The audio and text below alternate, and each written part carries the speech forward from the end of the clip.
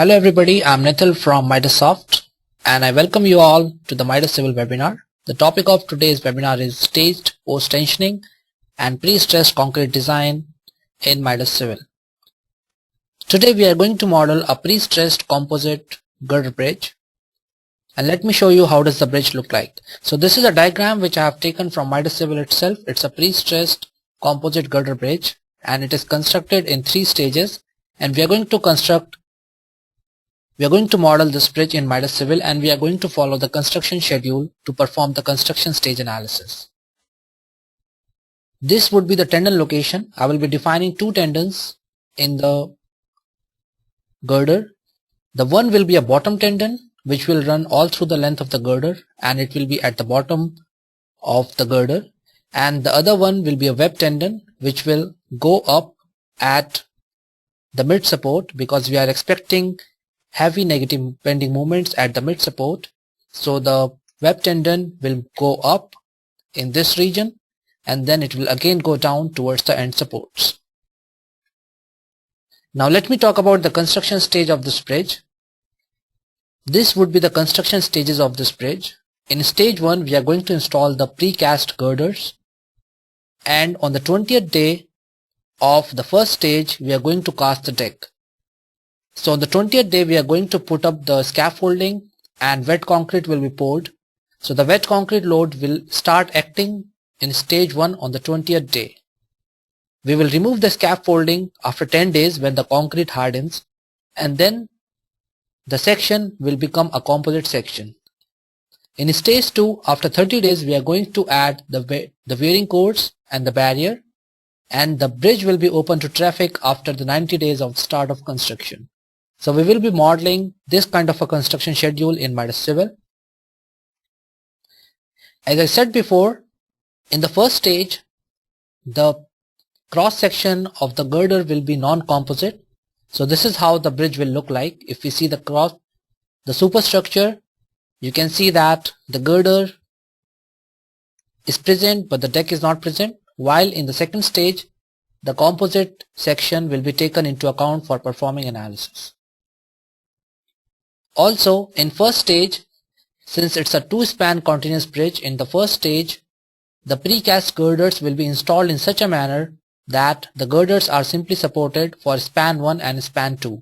So we are going to model this behavior of the bridge also. So let us start the modeling of bridge in Midas Civil. I have started the modeling of this bridge in Midas Civil, and for starting I am using some predefined material definitions as you can see here, and I have defined some static loads also. I have also defined some structure groups, some boundary groups and some load groups so that I can model the construction staging of the bridge. So let me start with the modeling now. I will set up the unit system as Kip's feet, and now I'll start modeling the girder.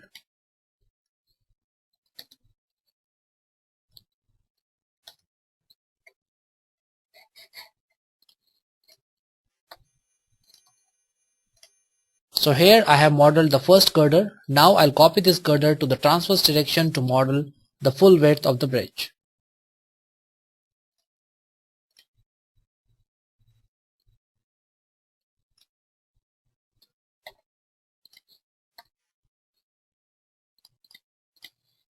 So here you can see that I created first girder and then I copied that girder in the transverse direction to model the full width of the bridge.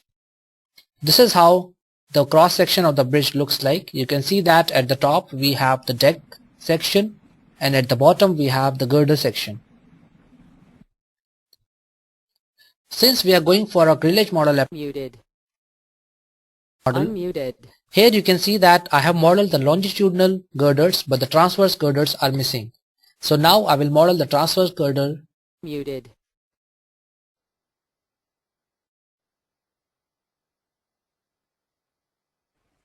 Create some transverse elements.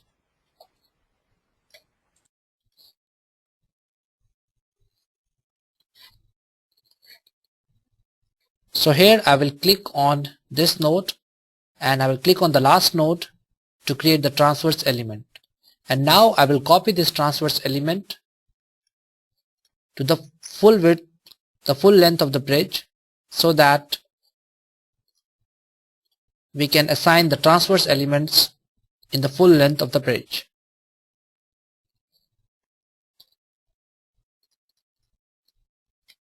So here you can see that the grillage model is complete. Now I want to model some diaphragm.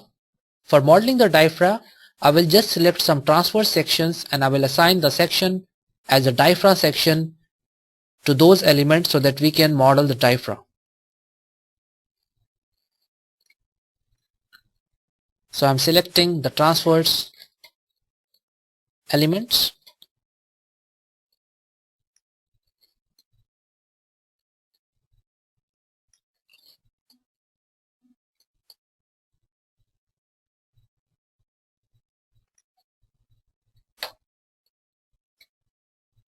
And after selecting the elements, I will click on the section diaphragm and I will drag and drop it on the selected elements.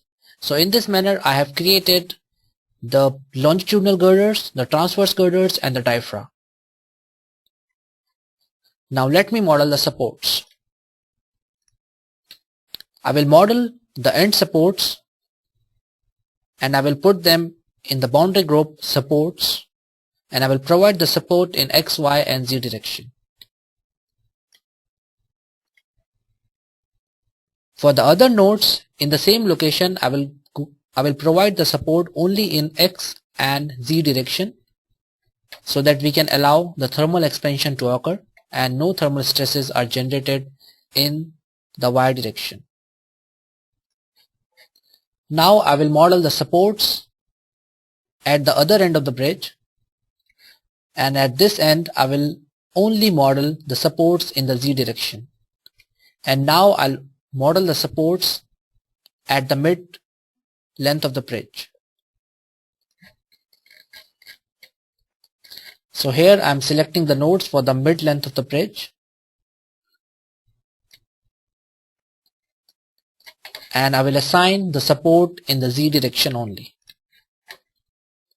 And as you can see here, I have provided all the supports to my bridge.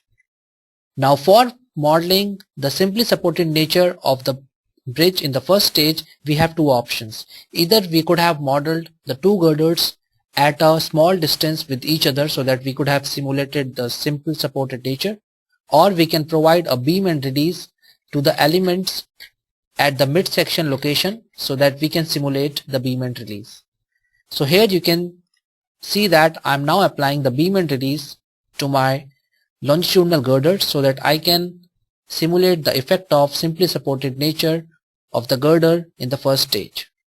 I will put it into a boundary group name temp so that I can deactivate it later on. So first of all, I will select the elements on the right side of the support and I will release the MY for the I end. And now I will select the elements on the left side of the support and I will release the moment at the J node. So in this manner I have applied a beam and release to simulate the simply supported nature of girders in the first stage. Now let us model the loads. So first of all, I will model the self-weight. You can apply the self-weight on the structure by applying the self-weight command, and the self-weight command will automatically multiply the area of the section with the density or the volume of the section with the density, and it will assign that load to the structure. So here I am applying the self-weight. Now I will apply the wet concrete load. The wet concrete load will be applied as an element beam load, and since at the time concrete is poured only the longitudinal girders and the diaphragm is present, so I will assign this load only to the longitudinal girders and diaphragm. So for that I will select the element type as section, I will select the composite section which is the longitudinal girder, and I will select the diaphragm, and I will apply the wet concrete load to these two elements. Now I want to apply the scaffolding load. The scaffolding load again will be applied to diaphragm and the longitudinal girders. So I will select the previously selected elements and I will apply the scaffolding load.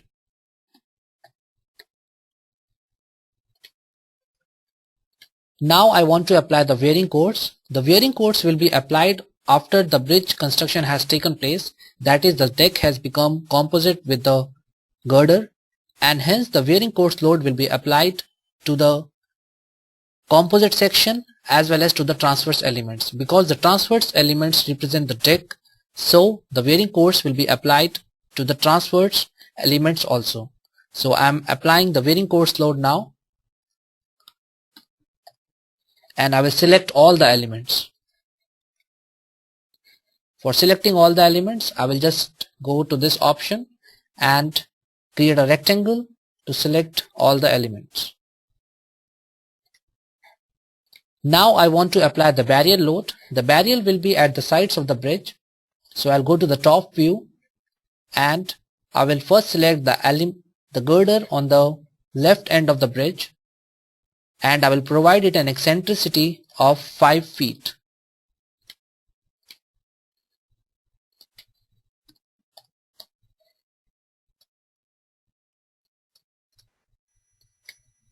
So here you can see that the barrier load has been applied as an eccentric load to the girder at the left edge of the bridge. Similarly, I want to apply a barrier load on the right end of the bridge. For that, I will select the eccentricity to be -5 feet and I will apply the same load. So here you can see that if I see the 3D view, as you can see here, the barrier loads have been applied at the edges of the bridge. So this completes the modeling of all the loads. Now let us model the tendon. For modeling the tendon, the first thing is to model the tendon property. For modeling the tendon property, I'll go to the pre-stressed loads and I will go to tendon property and I will define a new tendon property. Here I can define the type of tendon as either pre-tensioned or post-tension. I can define the material for tendon and I can define the area for tendon. So here I have defined the area of the tendon, the type of the tendon, and various losses such as ultimate strength, yield strength, curvature friction factor, and the movable friction factor can be applied. And here I will also define the duct diameter. Because of the presence of the duct, the section properties will be changed and hence we have to model the duct diameter also. So here I have modeled the tendon profile, the tendon property, and now we will model the tendon profile. For modeling the tendon profile, we will go to the tendon profile definition dialog box, and first I will model the bottom tendon in the elements of the first span. So I will assign the tendon only to the elements 1 to 50, which are the elements of the first span. So here you can see that I am assigning this tendon to the longitudinal girders of the first span only.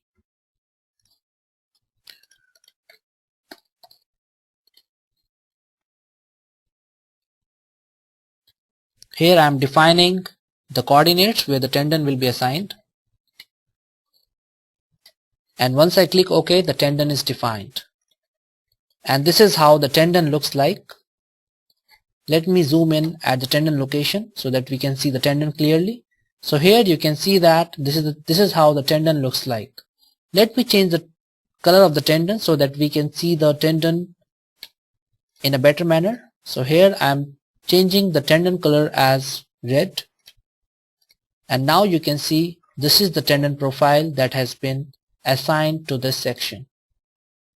Now I want to define the same profile of the tendon in all the 4 other girders. So I have 2 options. Either I will define the tendon profile separately, or I can just select this tendon and copy it to all other girders. So here I am selecting this tendon and I am assigning it to all other girders.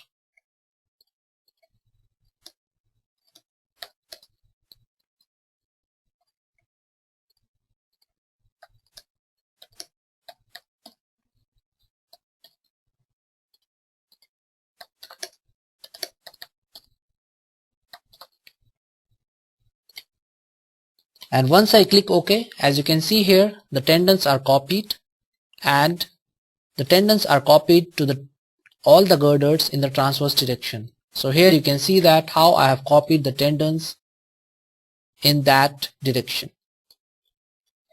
Now I will open another model in which I have defined all the tendon profiles. The criteria is same. You have to follow the same steps for the defining the web tendon and tendons in the other span.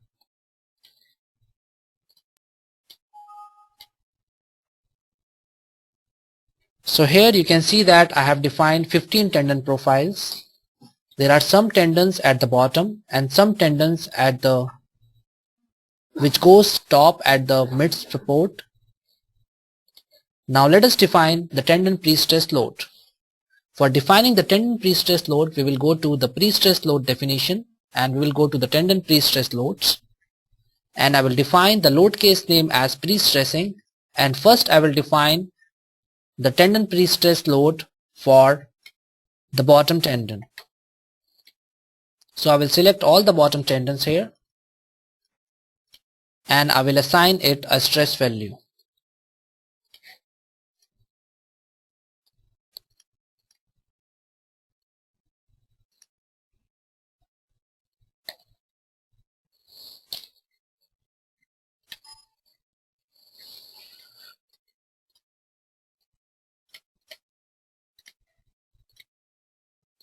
So let me select all the bottom tendons here,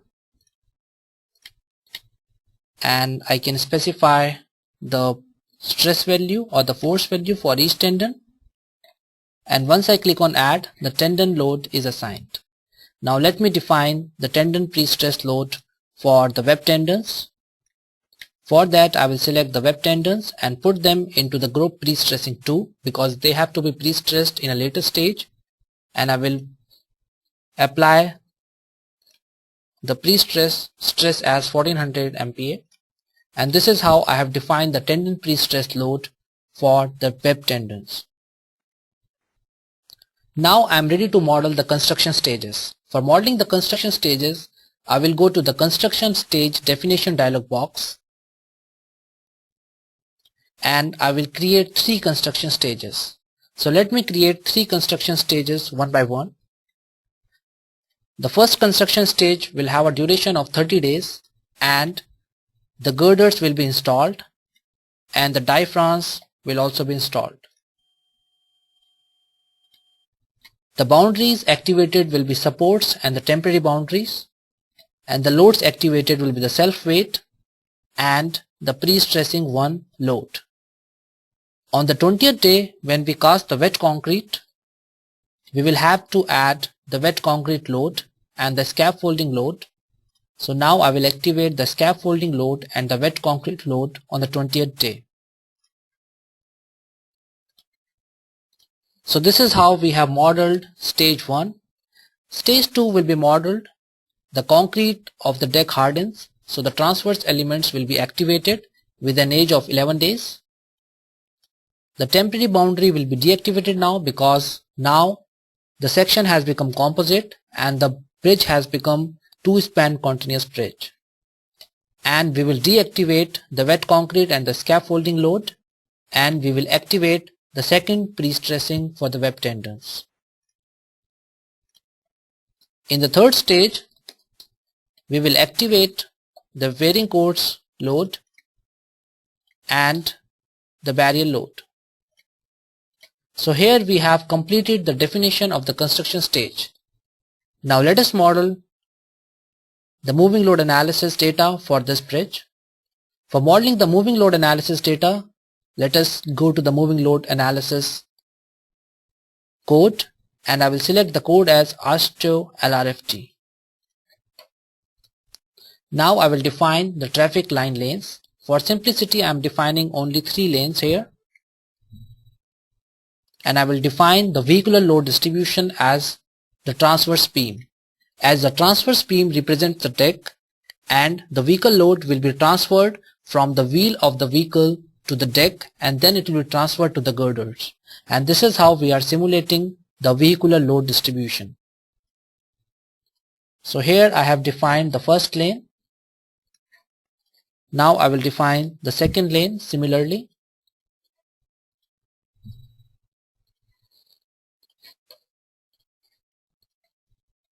And now lane number 3 will be defined. So here you can see that the 3 lanes have been defined, and if I zoom in at the lane location, you can see that for each lane 2 wheels appear. In Midas Civil we determine the inference line for each wheel, which makes it a precise finite element analysis for moving loads.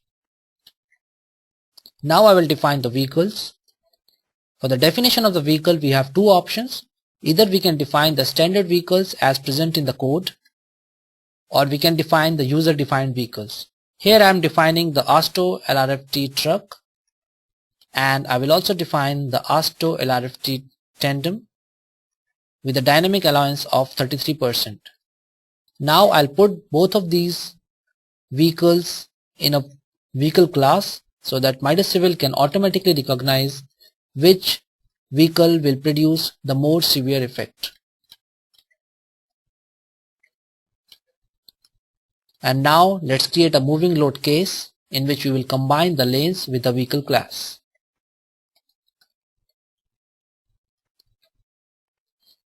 So here I am selecting all the 3 lanes, and I will define the maximum number of loaded lanes as 3.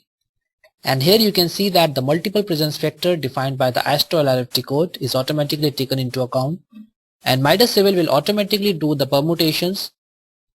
For example, it will first see what is the value, let's say for the bending moment for one lane multiplied by the scale factor of 1.2. Then it will determine the bending moment due to 2 lanes loaded with a scale factor of 1, and then it will determine the bending moments for 3 lanes with a scale factor of 0.85, and it will check which one of the value is more, and the more value will be reported. So here we have defined the moving load case, and now we have to define the lane support negative movements at interior piers.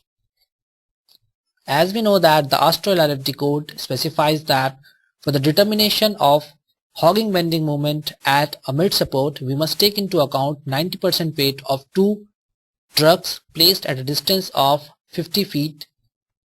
So here I am defining that input, and it can be done automatically by the program. The program will automatically determine that which girder falls in the region of hogging bending moment, and it will automatically consider the 90% load of 2 trucks for the calculation of maximum hogging bending moment as per the code.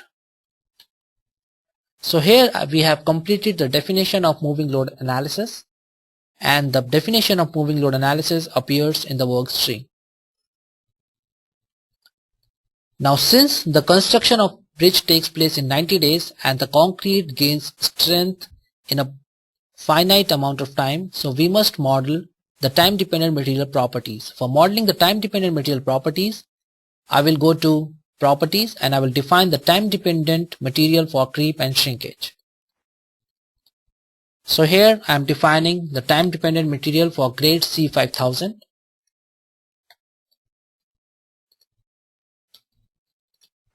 and I will define the time dependent material for creep and shrinkage for grade C4000, which is the grade for the deck concrete. Now I will define the time dependent material for compressive strength.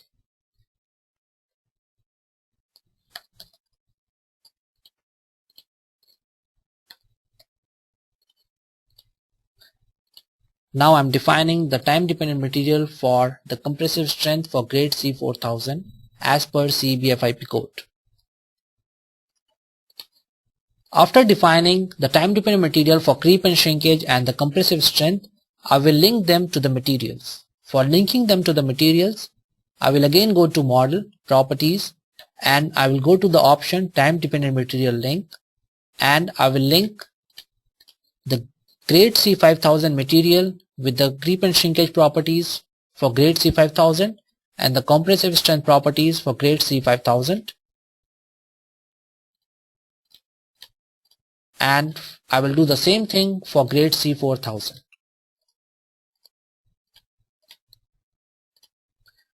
As you can see here in the works tree that we have two different grade C4000 material. Now let me tell you the significance of these two materials. I have defined two different materials because I want to assign the zero density material to the transverse beam elements.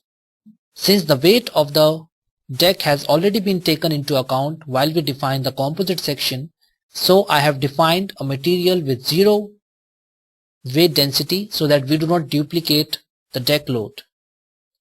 So in this way we have completed the construction staging of this bridge. Finally, the last task is to define the non-composite and the composite behavior of the girder. For that, I will go to the construction stage analysis data and I will define when the section becomes composite. So here you can see that we have two parts for the composite section. So I will ask the program that in first stage we only have the first part, and in the second stage the second part becomes composite with the first part, and the composite properties will be taken into account for performing the analysis. Now let us check the construction stages for this bridge. As you can see here, in the first stage we only have the non-composite section and the diaphragm. In the second stage the deck becomes composite with the girder, and hence we can see the deck at the top, and the composite section properties will be used for performing analysis. And similarly in third stage we can see that the barrier and the wearing course load has been activated. So this completes the modeling for this bridge. Now let us see the analysis results. For obtaining the analysis results, I will go to a model which I have already analyzed. So this is the same model that we just modeled now. It has been analyzed so that we can see the post-processing features. So let us see the results stage by stage. So let's see what is the bending moment diagram due to dead load for stage 1. So here you can see that we have obtained the simply supported nature of the girders in stage 1 because we provided some beam end releases. So here the girders are acting as simply supported for span 1 and span 2. As the stage increases, now the section have become composite and the bridge has become two-span continuous bridge. So we expect to have some hogging bending movements at the mid supports, and here you can see the hogging bending movement at the mid support. You can also obtain the bending moment for the tendon primary load, the tendon secondary load. The tendon secondary load is the secondary effect of tendon pre-stressing in an indeterminate structure. We can also obtain the creep secondary and the shrinkage secondary forces. So we can obtain the secondary and the primary forces individually for each construction stage. So here you can see how does the secondary effect of creep looks like. This is the secondary effect of the tendon. So in this manner we can obtain any effect that we want. And this is how the bending moment diagram in stage 3 looks like. Let us see the tendon loss table. The tendon loss table can be obtained from the tendon tables.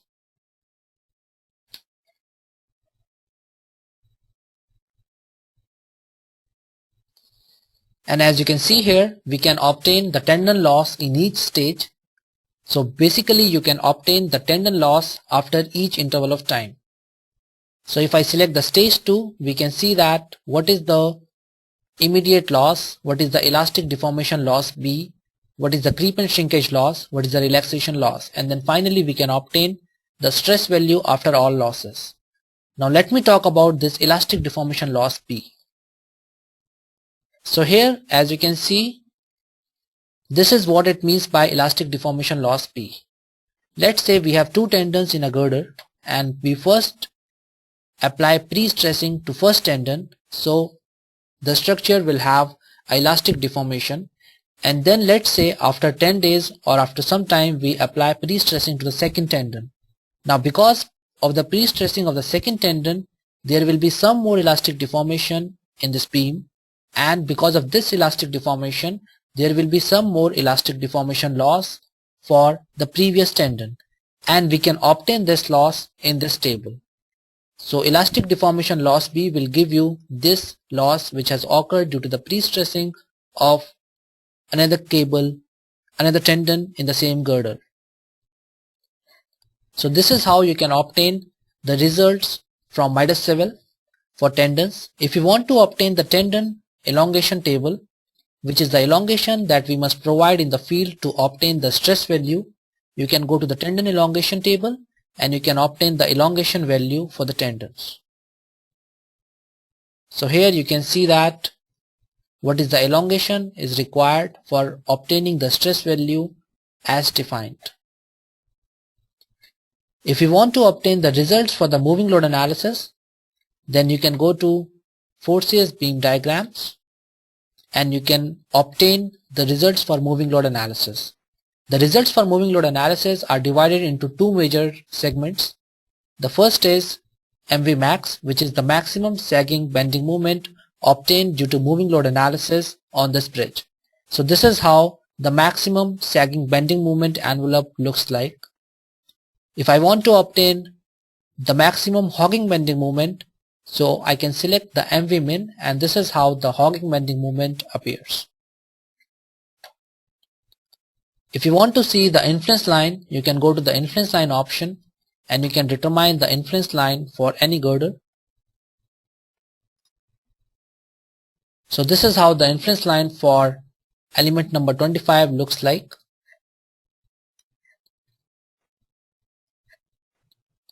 In Midas Civil we have a special feature known as the moving load tracer, and the moving load tracer will tell you the location of the vehicle for obtaining the worst effect on a particular element.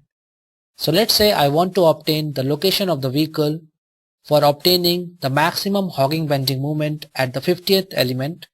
Then I can select the key element as 50 and I can select the moving load case as MV min, and once I click on OK, I can see the location of the vehicle for obtaining the maximum hogging bending moment at element number 50. And as you can see here, this element number 50 is at the region of negative bending moment, so the effect of two trucks has been taken into account.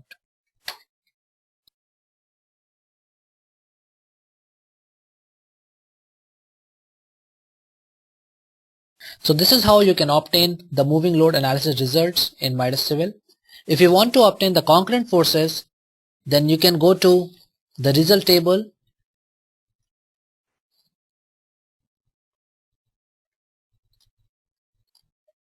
and once you go to the result table, you can right click and you can go to the view by maximum value item, and here you can select what concurrent forces do you want to obtain. So if you select the moment Y, then Midas Civil will give you the concurrent forces when the moment in the Y direction is maximum. Now let us talk about the design features available in Midas Civil.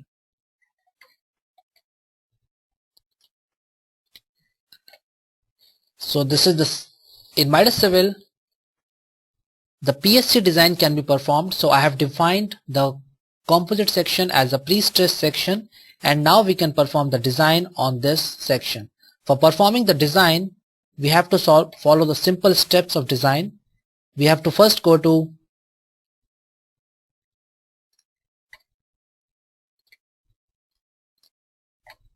here in the works tree, you can see the general parameters for design. If I want to perform the design, I have to define several parameters. So this is a PSC design, so I will define the PSC design parameters. As you can see here, I can select the design code and I can see the output parameters what I want. I can define the PSC design material for which I want to design. I can define the position for design. I can define the output position for which I want to obtain the Excel generated report. And once it is done, I can see the result tables for design.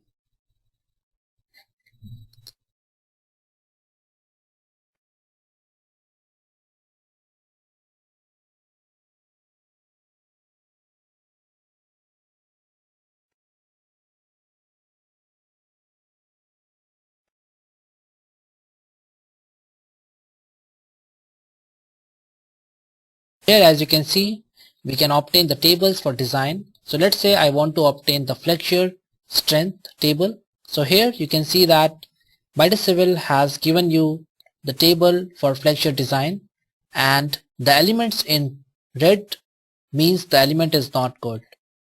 So we have to improvise the design if the elements appear in red. Similarly, we can obtain the table for shear design, and if we want to obtain the stress value at particular cross section, and if we want to check whether the stress value is in allowable range as per the code, then we can also check the stress for cross section at the service loads. As you can see here, the FT implies the stress at the top, FP implies the stress at the bottom, FTL is top left, FPL is bottom left, and ALW is the allowable value as defined in the code. Similarly, we can obtain the stress for the tendons, and we can see whether they fall in the allowable range as per the code. So as you can see here, the tendons fall in the allowable range. So after performing the analysis, you can perform a quick design check in Midas Civil, and you can also obtain a design report in Midas Civil.